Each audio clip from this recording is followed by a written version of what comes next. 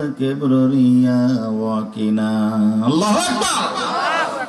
আউলিয়ায়ে কেরাম, পীর মাশায়েখ, বুজুর্গান চরমায় আল্লাহর কুতুব সরসিনার দাদা হুজুর রহমাতুল্লাহ আলাইহি ফুরফুরা জনপুর এই দেশে যারা হক্কানি সিলসিলা পীর মাশায়েখ বুজুর্গানে দ্বীন, তারা আত্মার চিকিৎসার জন্য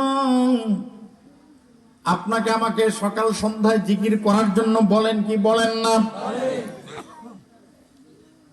এইটার কারণটাও এখন জানা যাবে। তোমার শরীরের ভেতরে একটা পশু আছে, তার নাম হলো হিরস। আমি দেখা বিষয়ের প্রতি লোভ করি। আহারে, আমার কোনো বিল্ডিং নাই, 5 তলা বিল্ডিং এর মালিক, আমার কেন এটা হয় না? তোমার একটা লোভ। না দেখা বিষয়ের লোভ হয়, মনে কল্পনা করি লন্ডনে কত মানুষের বাড়ি আছে, আমার কেন নাই? এটাকে বলা হয় তমা, না দেখা বিষয়ের প্রতি লোভ।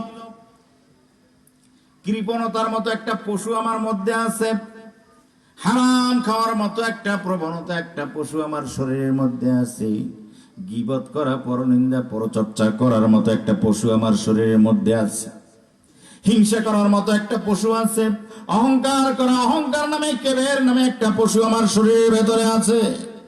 আছে না নাই? অনেক পশু আছে। প্রধান পশু হলো 10টা। কয়টা? আরো জোরে, কয়টা? 10টা পশু আছে। আমি তো আগেই সূত্র পড়েছি। আমার আল্লাহ রাব্বুল আলামিন পৃথিবীর মানুষদেরকে দেখা দিয়েছেন, পশু জবেও যদি করতে পারো রুহু জিন্দা হবে। বনি ইসরাইলের মানুষগুলো যেই পশুটা জবাই করেছিল, এই পশুটা কি দিয়ে জবাই করেছিল আপনারা বলুন? ছুরি দিয়ে, তরবারি দিয়ে পশু কুরবানি করতে হয়। আপনার আমার শরীরের ভেতরে যেই পশুগুলো আছে, কোন জায়গায় ছুরি লাগাবেন? কলবে ছুরি লাগালে আপনি কি বাঁচবেন?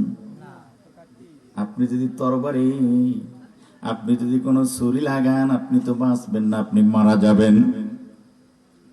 ও আমার ভাইরা, বাবাজি, দুনিয়ার পশু জবাই করার জন্য তরবারি আছে।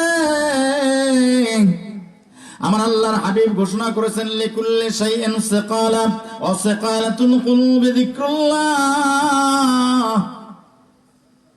প্রত্যেকটা ময়লা দূর করার জন্য একটা অস্ত্র আছে, তরবারি আছে, ছুরি আছে, চাকু আছে।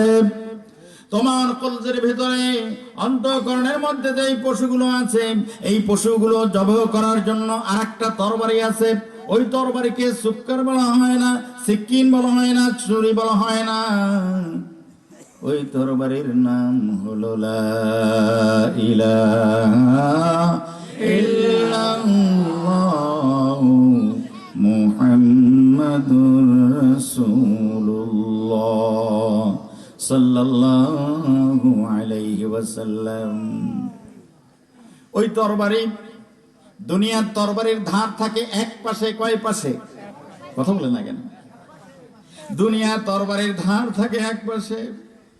আমার আল্লাহ রাব্বুল আলামিন নামের জিকিরের তরবারিটা এত ধারালো, এইটার ধার থাকে দুই পাশে, উভয় পাশে, সব পাশে। সুবহানাল্লাহ। ये तलवार है दो धारी, कर्द मेरे हर रग रग में जारी। আল্লাহ গো, তুমি যে তরবারি আমাকে দিয়েছো, এই তরবারিটার কিন্তু দোধারি তরবারি। এই তরবারির চতুর্দিকেই কাটবে। তুমি আমার প্রত্যেকটা রগের ভেতরে, শিরায় শিরায় এই তরবারিকে চালু করে দাও। এই তরবারি সকাল সন্ধ্যায় যদি আমি চালাতে পারি, আমার শরীরের পশুগুলো সব ধ্বংস হয়ে যাবে। পশুগুলো যত ধ্বংস হবে, রুহু তত শক্তিশালী হবে।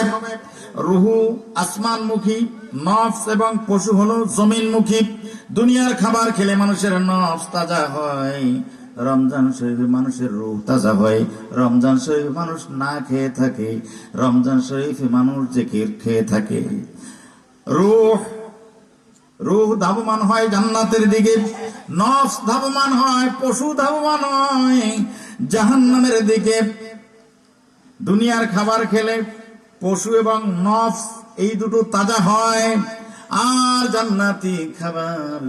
জান্নাতি খাবার হলো লা ইলাহা ইল্লাল্লাহ, জান্নাতি খাবার হলো সুবহানাল্লাহ, জান্নাতি খাবার হলো আলহামদুলিল্লাহ, জান্নাতি খাবার হলো আল্লাহু আকবার, জান্নাতি খাবার হলো কোরআন তেলাওয়াত। জোরে বলেন সুবহানাল্লাহ। এটা আমি যত খেতে পারবো, রু তাজা হবে, পশুগুলো জবাই হয়ে যাবে। আমরা রাজি আছি কি নাই? এবার প্রথম প্রশ্নের উত্তর পাওয়া গেল, কেন আল্লাহ তাআলা হত্যাকারীর নাম গাভী জবের মাধ্যমে রুহুটাকে জিন্দা করলেন।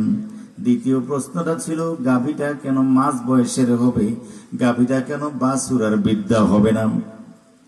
ও আমার ভাইরা বাবাজিরা, এখানে আমি যদি তাকায় দেখি, অধিকাংশ মানুষ বুড়ো মানুষ, বয়সপ্রাপ্ত মানুষ। আমার আল্লাহ রব্বুল আলামিন বয়সপ্রাপ্ত মানুষদেরকেও চান, তবে অত চান না। একেবারে যারা বাছুর, তার মানে 13 বৎসরের যারা কম, যারা এখনো পূর্ণপ্রাপ্ত বয়স্ক হয় নাই, ওদের আমল নামায় এখনো চালু হয় নাই, ওদের এখনো বুঝ হয় নাই। আমার আল্লাহ বলছেন, রূহ তাজা করতে হলে নফস এবং পশুকে জমা করলে আমি কোন পশুগুলোকে আমি আল্লাহ চাই? আমি বাছুর চাই না, ছোট্ট ছোট্ট বাচ্চারা 13 বৎসরের নিচে, ওরা যদি আমার পথে নামাজ না পড়ে কোনো সমস্যা নেই, ওরা জিহাদ না করলে কোনো সমস্যা নাই, ওরা